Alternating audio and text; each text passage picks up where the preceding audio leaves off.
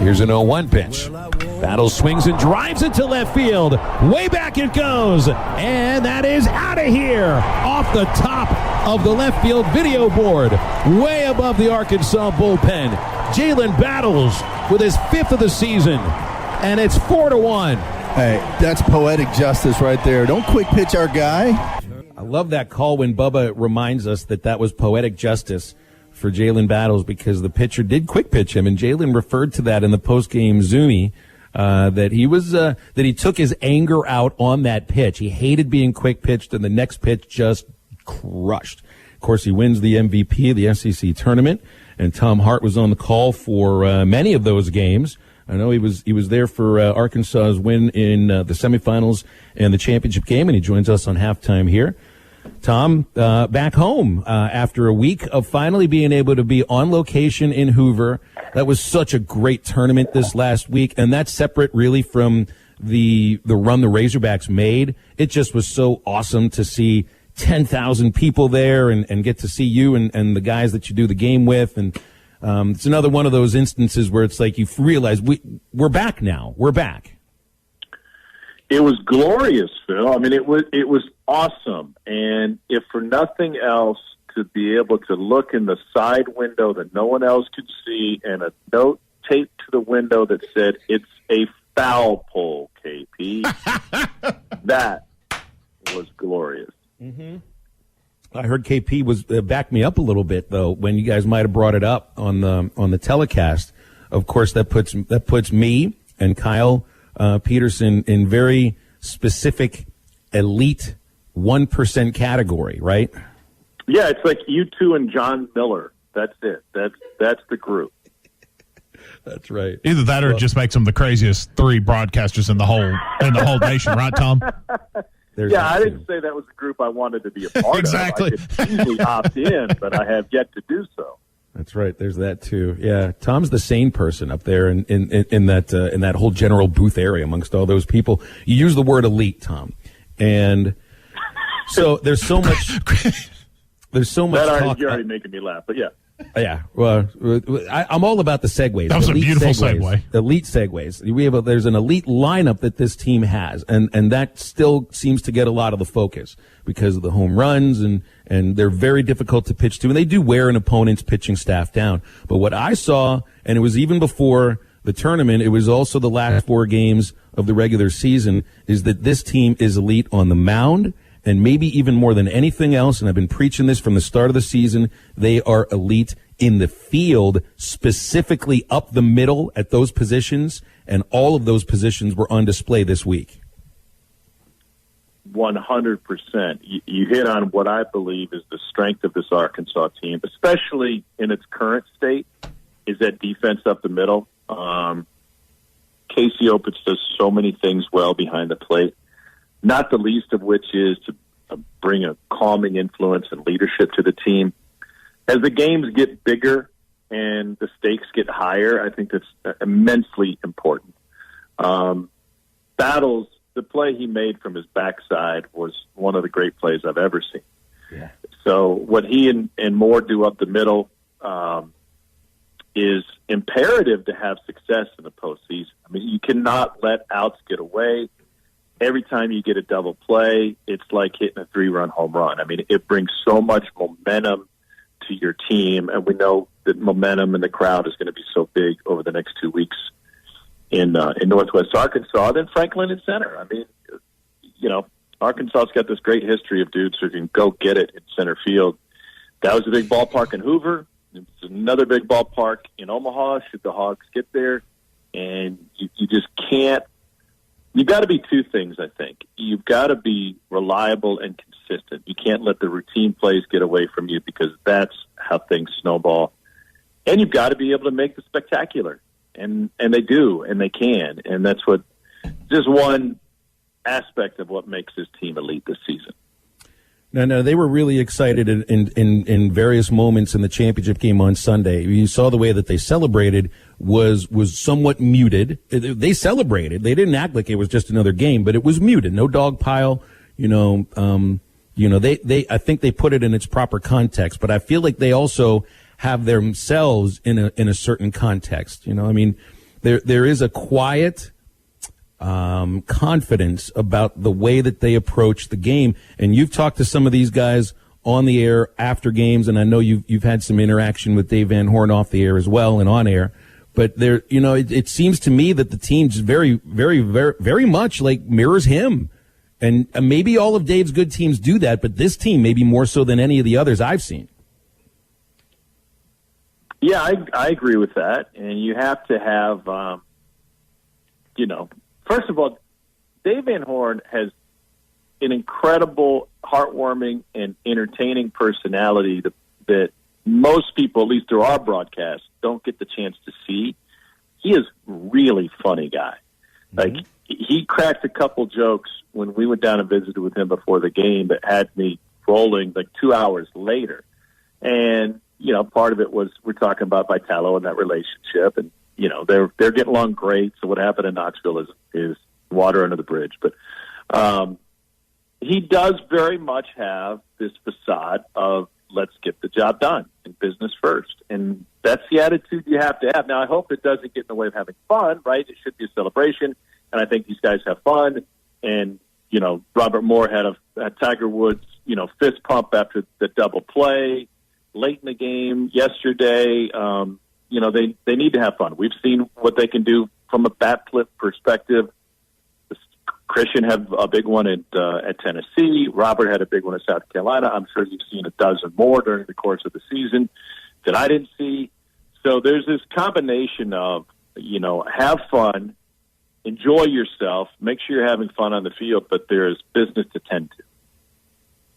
Why do you think Dave comes off to a lot of people that just witness him during games as someone that is no fun? I get that question a lot. That people think he is taciturn, that he might explode on anybody at any moment, and that isn't really the case. I mean, he's an incredibly friendly person, and he is funny. No, go ahead. Yeah, that's a great question. I'll give you one example. So I was talking with Kevin O'Sullivan, the Florida coach, the day before, and he had told me, probably in confidence, honestly, he told me that he was a huge fan of orchids. He just discovered orchids, and now his home is full of orchids, and he loves flowers. And he's one of you look at him, and like, that guy would rather bench press and do tricep extensions than walk into a flower shop, right? But I told him when he told me that story, I said, dude, that is now fair game, and I'm going to ask you about that on air tomorrow. And he's like, do it. I dare you. So sure enough, at the end of our interview, I said, one last question for you. What is your favorite flower and why? And this was during the Florida-Arkansas game, I think. Wait, did Florida-Arkansas play Saturday? That's right. No, Florida played the first game, Arkansas the second. Sorry. Right, that's right. It all runs together. Anyway, Arkansas played after them. And he starts laughing, and he said, dude, it says on air, I just discovered orchids. I love them. You don't have to water them for like a week. They're so great. Da-da-da-da-da. So the next game, we get Dave on the headset between innings. For those who don't know it, we do a quick, hey, make sure Coach can hear. Hey, Skipper, how you doing, Coach? And sometimes it's a discussion for 90 seconds, and sometimes it's just a word. Can you hear us? Great. We'll be with you in 30 seconds, right? And Kyle Peterson says, hey, Dave, Tom's going to ask you what your favorite flower is. And Dave reacted like he wanted to put an ice pick in my neck. That was the last thing he wanted to talk about in the middle of the game with a goal in front of them, which I totally, and like, you got to know coaches' personalities. Don't worry, I was not going to go there. But I think that's why, like, some guys in game give off a relaxed vibe and you can go places with them. And some guys are like, Marshawn Lynch, like, I'm just here so I don't get fined, right? But I'm happy to answer your questions and we'll go from there. But let's not drag this thing on. I got a team to coach. That's fantastic. I really wish you would have asked him that just to see the reaction on television, but that would have been great. Tom Hart joining us here on Halftime from the SEC Network. Tom, was this your first group of Razorback games to cover this season? Yeah, group, yes. I had them couldn't remember if you had him previously this season. Yeah, but we don't do. I'd have to look it up. We don't really do series anymore, so Gotcha. I don't see them multiple times. I had them on the road at Mississippi State back in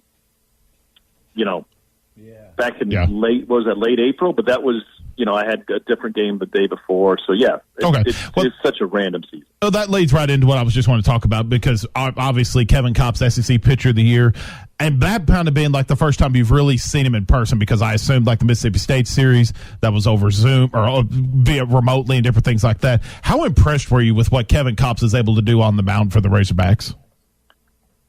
Well, yeah, you can't argue with his numbers, and it's wildly impressive. Not only to lead the country in ERA, but to have the innings to qualify by being a bullpen pitcher. I don't want to call him a relief pitcher because I don't think that's accurate, but pitching out of the bullpen as opposed to starting. And a few weeks ago, I did have a chance to talk to him about his season.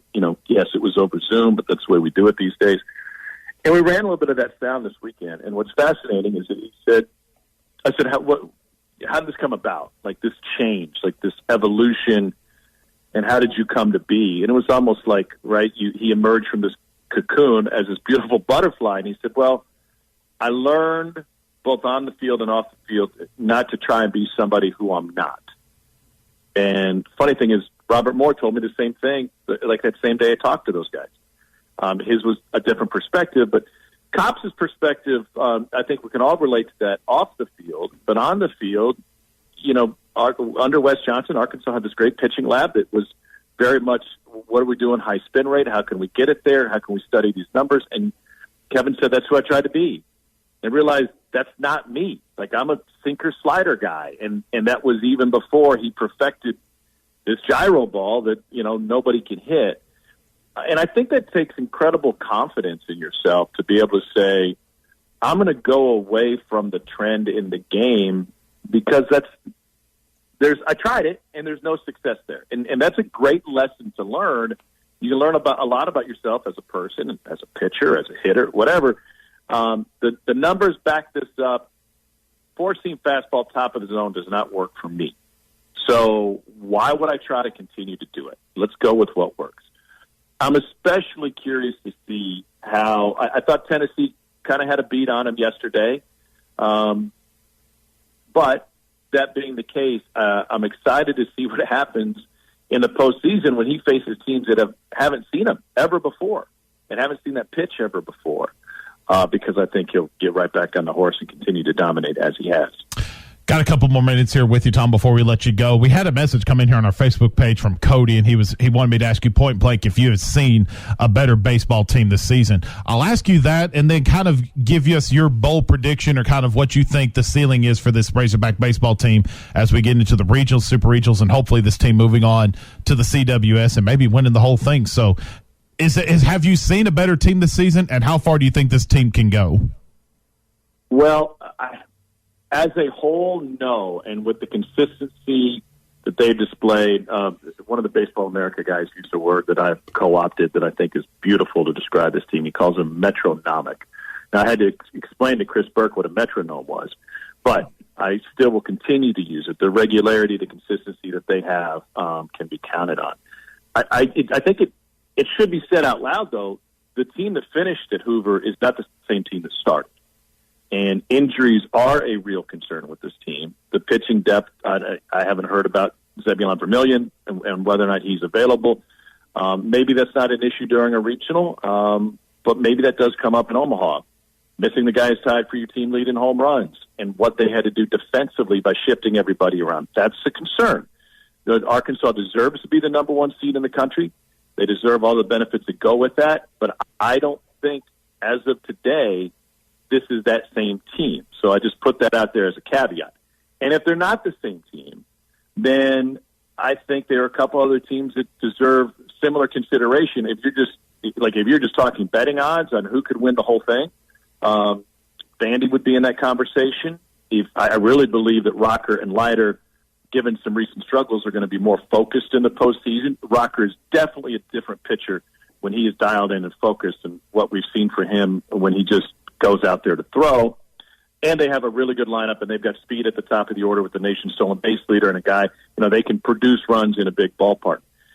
Texas deserves to be in that conversation, in my opinion. TCU's probably on the back end of that, but they're in the discussion. So there's a lot of great teams, and I kind of called my buddy Chris Burke out on this. He was saying, well, the number one seed is only won at once, right? So you don't want to be the number one seed. No, hogwash. Like, you want to be the best team in the country, and Arkansas is. Does that mean that you ignore the history that since this format debuted, we've only had one number one seed win it all, and that was Miami in 1999? No, you don't need to ignore it. But you also have to be realistic about your chances. I mean, this is as hard a tournament as there is in the postseason, especially if you end up dropping a game in Omaha, and what that can do to your depth to try and fight back. So I love to see them. I love their odds to win it. But the fact of the matter is it's still a very difficult tournament to win, and certainly Arkansas fans know that full well. Tom, it was great to see you this weekend in Hoover. Hope to see you in Omaha in a few weeks. I know the other 1%ers would appreciate that. Thanks for your time. Thanks, Tom. I'll take you in Omaha. I'd even take a trip to Fayetteville for a super regional here in a couple of weeks. So maybe we can knock that out. That'd be even better. Come on with it. All right, first things first. Regional, then super, then College World Series. All right, so we'll see how that works out. There's one thing for certain, though, SmackDown. You're going to be we're taking all of our listeners on a trip with us. We got the road to Omaha for the entire month, as long as the Hogs are playing. As long as all Hogs are playing, which we all expect them. The road to Omaha here on ESPN Arkansas. It's brought to you by our friends at Steve Feinberg and Associates, commercial real estate specialists. The Grease Pig oil changing service on MLK in Fayetteville and North College, and Construction Master Roofing, ready for your roofing needs and more. That is all on the road to Omaha for your Arkansas Razorbacks baseball team. And we're going to come back after the break. Quick segment to wrap up the first hour.